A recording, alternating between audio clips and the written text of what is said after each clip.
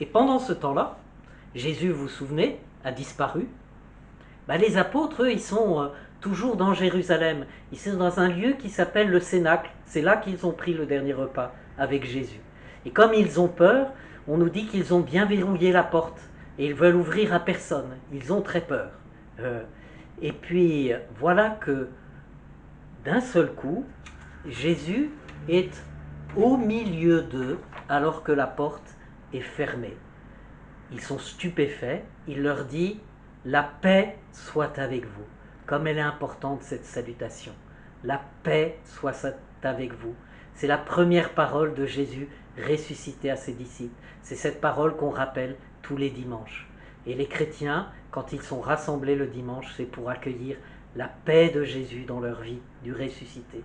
Il leur montre ses plaies, et alors ils sont dans la joie de le reconnaître. C'est bien lui. Il est là, au milieu d'eux.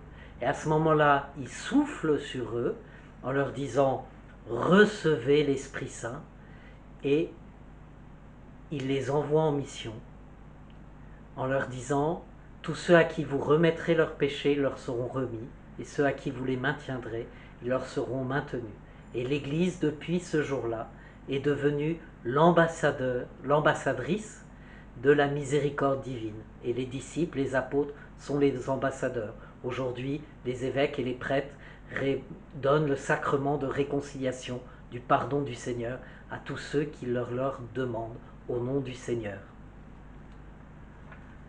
Il y avait parmi eux un des 12 qui n'était pas là, c'était Thomas. Et quand les disciples racontent à Thomas ce qui s'est passé, il dit « c'est pas possible, je ne vous crois pas. Si je ne vois pas avec mes yeux ses plaies, si je ne mets pas ma main dans son côté, non, je ne croirai pas. » 8 jours plus tard, donc le dimanche, premier jour de la semaine, c'est bien pour ça que les chrétiens célèbrent la messe le dimanche, tout particulièrement le dimanche, eh bien, de nouveau, Jésus apparaît à ses disciples. Cette fois-ci, Thomas est là. Et il dit à Thomas, « Mets ta main dans mes plaies, mets ta main dans mon côté. Cesse d'être incrédule, sois croyant. » Alors Thomas se prosterne devant le Seigneur et lui dit « Mon Seigneur et mon Dieu ». C'est la première grande confession de foi des disciples à Jésus.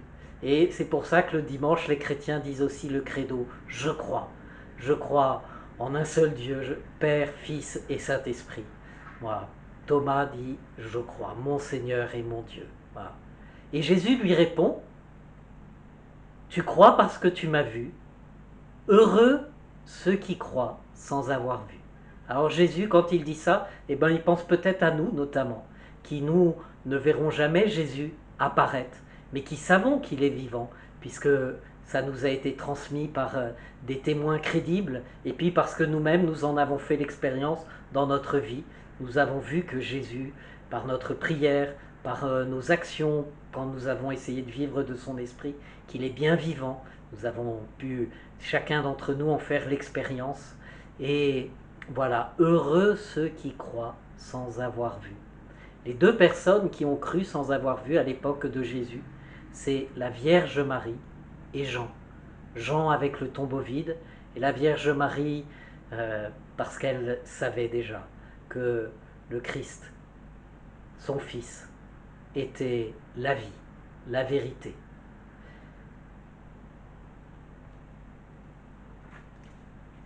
Une 3e fois, Jésus va apparaître à ses disciples un peu plus tard. Est-ce que c'était un dimanche ou pas? Ne le sais pas. Premier jour de la semaine ou pas. Mais les disciples sont retournés en Galilée. Vous vous souvenez que la plupart d'entre eux étaient des pêcheurs, c'est-à-dire qu'ils prenaient du poisson dans la mer en Galilée. Et du coup, Pierre propose à 6 autres disciples, ils sont 7 dans la barque, à partir une nuit pour aller pêcher, parce qu'on pêchait essentiellement la nuit. Ils pêchent toute la nuit sans rien prendre. Et au petit matin, il y a un homme qui est au bord du lac de Tibériade, qui a fait un feu, les interpelle et disent « Mes enfants, Est-ce que vous avez attrapé quelque chose? Ils répondent non, nous avons pêché toute la nuit sans rien prendre. Il leur dit, jetez le filet à droite. Alors ils le font, et puis leur filet se remplit tellement qu'il est prêt de craquer. Alors à ce moment-là, l'un des 7, vous vous souvenez, celui qui n'avait pas besoin de voir Jésus pour croire, dit à Pierre dans la barque, c'est le Seigneur. Aussitôt, Pierre met un vêtement, plonge dans l'eau et pour rejoindre Jésus au bord du lac de Tibériade. Jésus les attend, il a déjà cuit quelques pains et quelques poissons. Il leur dit, emmenez de ces poissons que vous avez ramenés. Et les disciples tirent ces poissons, ils compteront, il y avait 153 poissons. 153 poissons, c'est autant d'espèces de poissons connus à l'époque de Jésus. Et donc cela signifie que ces apôtres vont être appelés à porter la bonne nouvelle à toutes les nations, à toutes les espèces d'hommes. Les poissons et les espèces de poissons représentent les hommes qui seront péchés, qui accueilleront la bonne nouvelle de Jésus-Christ vivant qui sera annoncée par les apôtres.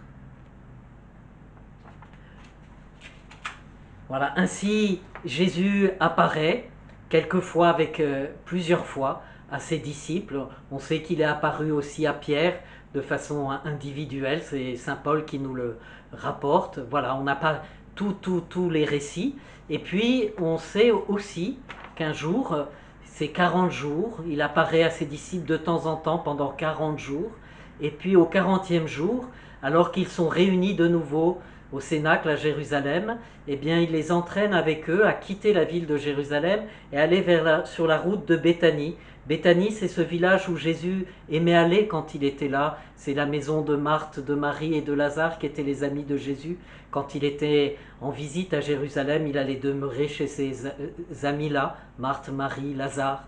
Voilà, donc il est sur la route de Béthanie, entre Jérusalem et Béthanie. À un moment, il s'arrête et puis il monte vers le ciel après avoir dit à ses disciples, allez porter la bonne nouvelle à toute Jérusalem, à la Samarie et jusqu'aux extrémités de la terre. Et voilà, Jésus quitte notre terre pour monter au ciel et les disciples ont la mission maintenant d'annoncer à tous les peuples la victoire du ressuscité, la victoire de la résurrection de Jésus. Ils ont un peu de mal, ils sont tellement fascinés qu'ils regardent vers le ciel, ils cherchent Jésus, et puis ils ont toujours le regard tourné vers le ciel. Ce qui fait qu'aussi les chrétiens, d'une certaine façon, dans leur vie, jusqu'à la fin des temps, attendent le retour de Jésus vers le ciel. Puisque des anges lui disent, mais leur dit à ce moment-là, alors qu'ils ont les yeux fixés vers le ciel, que regardez-vous là-haut? Arrêtez de regarder vers le ciel, retournez, allez à Jérusalem, il reviendra comme il est parti. Donc les chrétiens, d'une certaine façon, jusqu'à la fin des temps, auront toujours un regard tourné vers le ciel en disant on attend. Et on attend le retour imminent de Jésus. Il va revenir aussi simplement qu'il a quitté cette terre, qu'il est monté au ciel. Et puis, donc ils obéissent, ils se retrouvent à Jérusalem, et puis ils se mettent à prier. Jésus leur avait promis de leur envoyer une force, cette force d'en haut qui est l'Esprit Saint, pour leur permettre d'avoir la force de témoigner de lui. Parce que sans la force de Dieu lui-même, on ne peut pas témoigner de Dieu lui-même. Sans Dieu lui-même présent dans notre cœur et dans notre esprit, on ne peut pas bien parler de Dieu et on ne peut pas agir en son nom. Alors les disciples se retrouvent avec Marie et puis quelques femmes et ils sont assidus à la prière et ils attendent cette force. Voilà, ils attendent pendant 10 jours et puis le jour de la Pentecôte, donc 10 jours après l'ascension, voilà que l'Esprit Saint vient se répandre dans leur cœur, dans leurs âmes, sous l'aspect de langues de feu, de petites flammes de feu, et qui vont reposer sur chacun, parce que chacun reçoit la force de l'Esprit.